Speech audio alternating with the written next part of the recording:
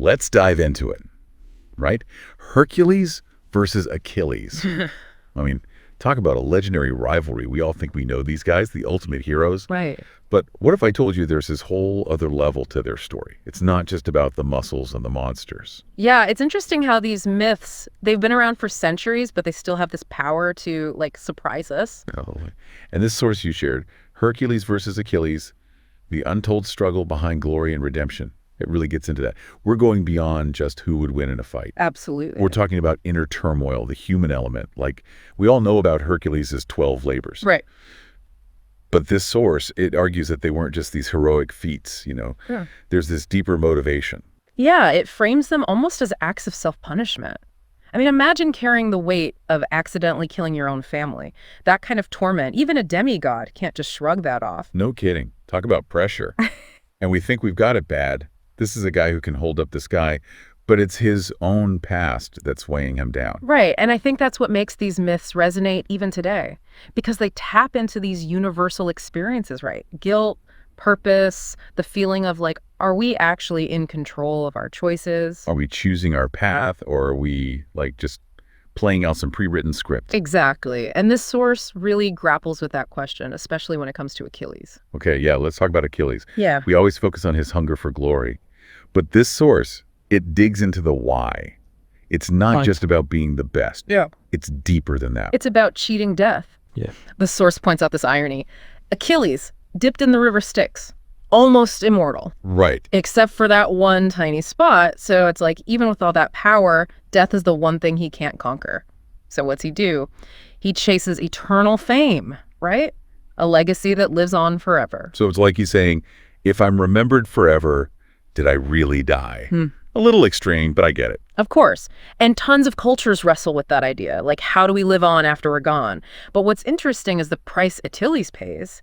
This source doesn't sugarcoat it. The isolation, the lost connections, chasing glory cost him. So we've got these two incredibly complex figures, right? Yeah. Each battling their own internal stuff. Yeah. And then, boom, they clash. Right. And this source, it doesn't skimp on the action, like the actual fight scenes. Yeah. But you're saying it's more than just a big brawl. Oh, way more.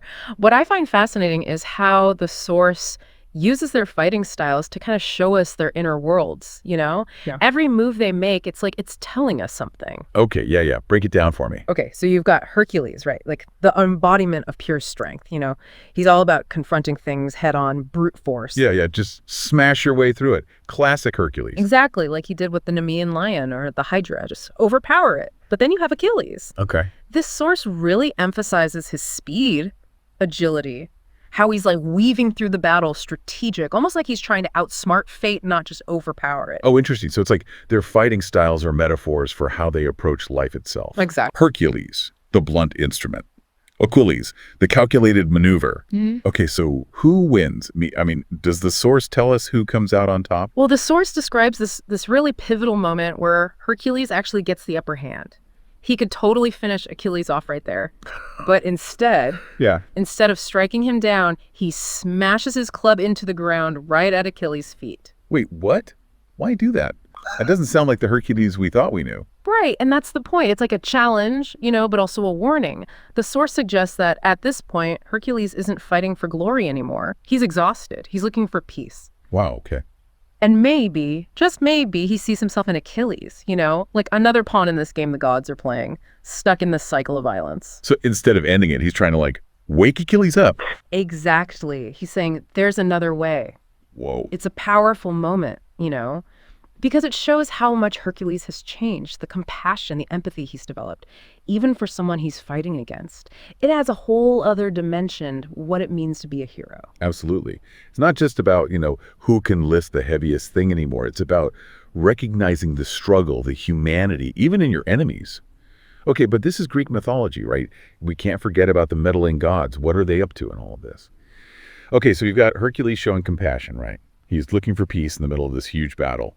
But like you were saying, this source doesn't go the typical route. No, it doesn't. It's not just some big dramatic entrance from Zeus, Right, exactly. So what happens? It's Athena who shows up.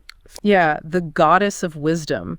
And she kind of drops a truth bomb on both of them. She's like, you are not pawns. You've been made to think your fates aren't your own. Hold on. Is she saying they actually had a choice this whole time? Yeah. That the gods were, like, messing with them? Yeah, that's what she's getting at. Like, the gods set this whole thing up, this massive showdown, just to get Hercules and Achilles to realize something. To realize they weren't just puppets. Exactly. That they had agency, the power to choose. This is where I think the source gets really interesting. Yeah. Because both heroes, they actually do make a choice. I mean, Hercules chooses peace, but what about Achilles?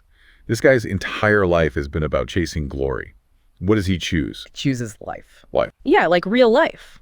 On his own terms, not just existing, but truly living, free from that fear of death that's been driving him, free from the endless pursuit of fame. Wow. To choose life over legacy, especially for Achilles, that's huge. It is. But what does it all mean for us? Like, we're not demigods, right? We're not out there fighting mythical creatures. What are we supposed to take away from all of this? Well, that's the beauty of these stories. They might be these grand epics, with gods and monsters, but the themes, the struggles, they're totally relatable. We all deal with that. Yeah, totally. One thing this source really made me think about was regret.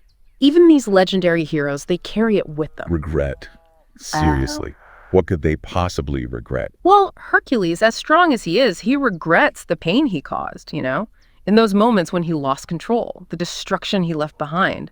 And Achilles, he might have achieved all this fame, but he regrets the people he pushed away, the connections he sacrificed to get there. So even the heroes, they make mistakes. We all do. Exactly. And that's a powerful message for all of us, right? Even when we think we're on the right path, there's always that possibility of looking back and thinking, what if? Yeah, it makes you think. But here's the thing, and this is what I find so hopeful, even inspiring. If figures like Hercules and Achilles, who seem bound by fate, right?